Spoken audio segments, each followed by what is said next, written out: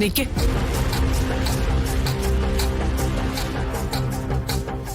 എന്താ നിന്റെ പേര്? ശിവൻ. നിനക്ക് എന്റെ കൂടെ നിൽക്കാവോ?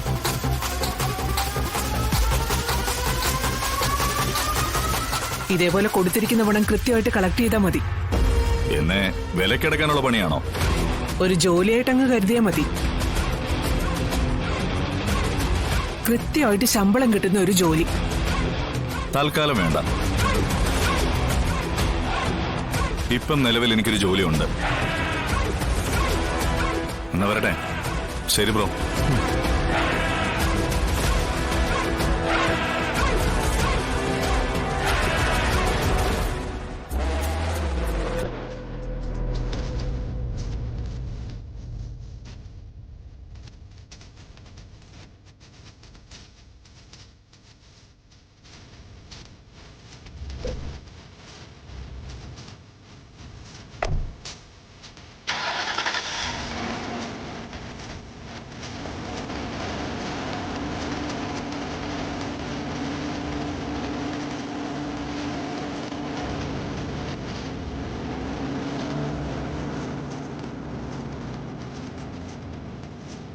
സത്യമേ,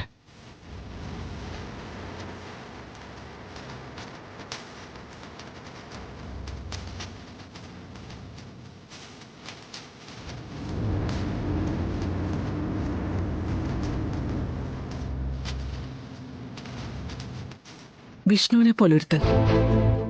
അവൻ നമ്മുടെ കൂടെ ഉണ്ടായിരുന്നെങ്കിൽ പകുതി സമാധാനായേനെ. ഇനി എന്ത് ചെയ്യൂടാ? ഒരു ചെറിയ വിവരം കിട്ടി. അതൊന്ന് പറഞ്ഞിട്ട് പോവാന്ന് കരുതി. സർ, ഞാൻ എന്റെ കാര്യങ്ങളൊക്കെ പറഞ്ഞതല്ലേ. വിഷ്ണു എന്റെ സുഹൃത്തായിരുന്നു എന്നതിന്റെ പേരിൽ പോലീസിന്റെ ഭാഗത്തു നിന്നും ഒരുപാട് ബുദ്ധിമുട്ടുകൾ എനിക്ക് ഉണ്ടായിട്ടുണ്ട്. ഇപ്പോഴും ഉണ്ടായിക്കൊണ്ടിരിക്കുന്നു. അന്നും ഇന്നും എനിക്ക് പറയാനുള്ളത് ഒരൊറ്റ കാര്യമേ ഉള്ളൂ. അവനെ കാണാതായതുമായി ബന്ധപ്പെട്ട് ഇനി എന്നെ ദ്രോഹിക്കരുത്. കാരണം അതിനും മാത്രം ഇല്ലാ കഥകൾ ഞാൻ കേട്ടു. ആണിനും പെണ്ണിനും ഒരുമിച്ച് നടക്കാനും ഒരുമിച്ച് സൗഹൃദം പങ്കിടാനും സ്വാതന്ത്ര്യമുള്ള നാട്ടിൽ തന്നെയാ ഞാനും ജീവിക്കുന്നത്. അതിൽ മറ്റൊരർത്ഥം കണ്ടെത്തി സൗഹൃദത്തെ ഇങ്ങനെ വില കുറച്ച് കാണിക്കുന്നവർക്ക് എന്തൊക്കെ പറഞ്ഞാലും മനസ്സിലാവുകയില്ല. അവനെ കാണും, വല്ലപ്പോഴും സംസാരിക്കും. അതല്ലാതെ മറ്റൊരു ബന്ധവും ഞങ്ങൾ തമ്മിലില്ല. അങ്ങനെ അല്ലാന്ന് ഉറപ്പിച്ച് പറയുമ്പോ നിങ്ങളുടെ അറിവിലേക്ക് ഒന്ന് രണ്ട് കാര്യങ്ങൾ എനിക്ക് സൂചിപ്പിക്കേണ്ടിയിരിക്കുന്നു. വിഷ്ണു ഇപ്പോ ഈ ഭൂമിയിലില്ല. വിഷ്ണുവിന്റെ അന്ത്യകർമ്മങ്ങൾ നടത്തിയത് മധുരയിലെ ഒരു നദീതീരത്താണ്. എല്ലാ കാര്യങ്ങൾക്കും കൂടെ ഉണ്ടായിരുന്നത് വിഷ്ണുവിന്റെ ബാല്യകാല കളിക്കൂട്ടുകാരി രേഷ്മി. ഇതെനിക്കൊരു പുതിയ അറിവാണല്ലോ. ഞങ്ങൾക്ക് ഈ പുതിയ അറിവ് പകർന്നു തന്നത് മധുരയിലെ ഹോസ്പിറ്റലിലെ ഒരു ആംബുലൻസ് ഡ്രൈവറാണ്. ചെയ്തതും ചെയ്യിച്ചതുമായ കാര്യങ്ങൾ ഓർമ്മയിലോട്ട് വരാൻ ഞാൻ അവനെ വേണമെങ്കിൽ ഒന്ന് കാണിക്കാൻ. അവനെ ഇങ്ങോട്ട് കൊണ്ടുപോകണോ?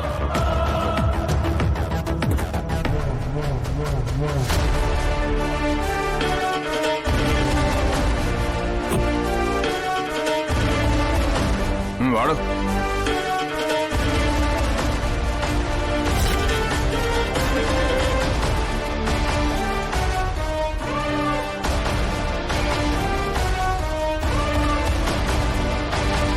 ഇവനറിയോ, ആംബുലൻസ് ഡ്രൈവർ ആയതിന്റെ പേരിൽ ഒരുപാട് അനാഥ ശവങ്ങൾ ഇവന്റെ സഹായത്താൽ സംസ്കരിച്ചിട്ടുണ്ടെന്നാണ് ഇവൻ പറയുന്നത്. അതില് ഒരു ബോഡി വിഷ്ണുവിന്റേതാണെന്ന്. ഇവൻ ഈ പറയുന്നതിൽ എന്തെങ്കിലും സത്യമുണ്ടോ? എനിക്കറിയില്ല ഇയാളെ. പിന്നെ നിങ്ങൾ ഈ ഉണ്ടാക്കി പറയുന്ന കഥയും ഞാൻ വിശ്വസിക്കുന്നില്ല. അന്ന് വിഷ്ണുവിന്റെ ബോഡി ദഹിപ്പിക്കാൻ കൊണ്ടുവന്നത് ഈ സ്ത്രീയായിരുന്നു.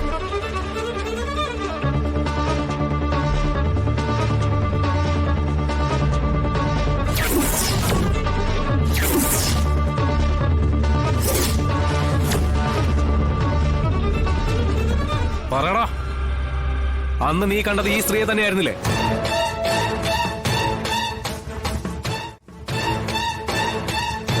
നീ ഒന്ന് ശരിക്കും നോക്കടാ. മുഖം ഞാമ്പക പണ്ണ മുടിയല്ലോ സാർ. എടോ അന്ന് ആ ബോഡിയോടൊപ്പം ഉണ്ടായിരുന്നത് ഈ പെണ്ണ. നീ ഒന്നുകൂടെ ഒന്ന് ഓർത്തു നോക്കിയേ.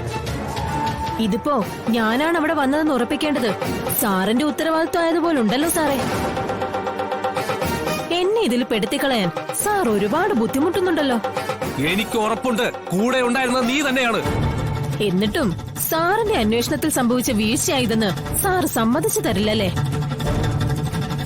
ഇതെല്ലാ പോലീസുകാരുടെയും കുഴപ്പമോ സാറേ? അവരന്വേഷിച്ച് കണ്ടെത്തുന്നതാണ് മഹത്തരമെന്ന് അവര് വിശ്വസിക്കുകയും മറ്റുള്ളവരെ വിശ്വസിപ്പിക്കാൻ നോക്കുകയും ചെയ്യും. കഷ്ടം. പാവം പിടിച്ച എനിക്കാ ഇപ്പൊ കിടക്കപ്പുറത്ത് ഇല്ലാത്തത്.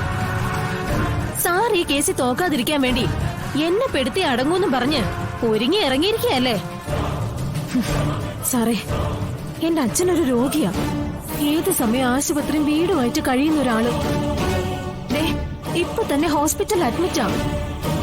ഇനി ഈ വിഷ്ണുവിന്റെ പേരും പറഞ്ഞ് രാത്രി എന്നോ പകലെന്നോ ഇല്ലാതെ കേസിന്റെ കാര്യവും പറഞ്ഞ് സാർ ഇവിടെ കേറി ഇറങ്ങി നടക്കാനാണ് ഉദ്ദേശമെങ്കിൽ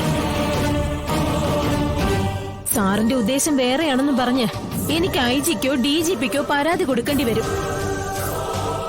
IAS ആണെങ്കിലും IPS ആണെങ്കിലും ഞാൻ അഴി എണ്ണിക്കും. ഇനി എന്നെ ബുദ്ധിമുട്ടിപ്പിക്കരുത്. ബുദ്ധിമുട്ടിച്ചാ അത് സാറിന് വലിയ ബുദ്ധിമുട്ടാവും. പറഞ്ഞില്ലെന്ന് വേണ്ട. പാതിരാത്രിക്കാ തെളിവെടുപ്പും കൊണ്ടുവരുന്നത്. ഞാൻ വാതിലടയ്ക്കാം.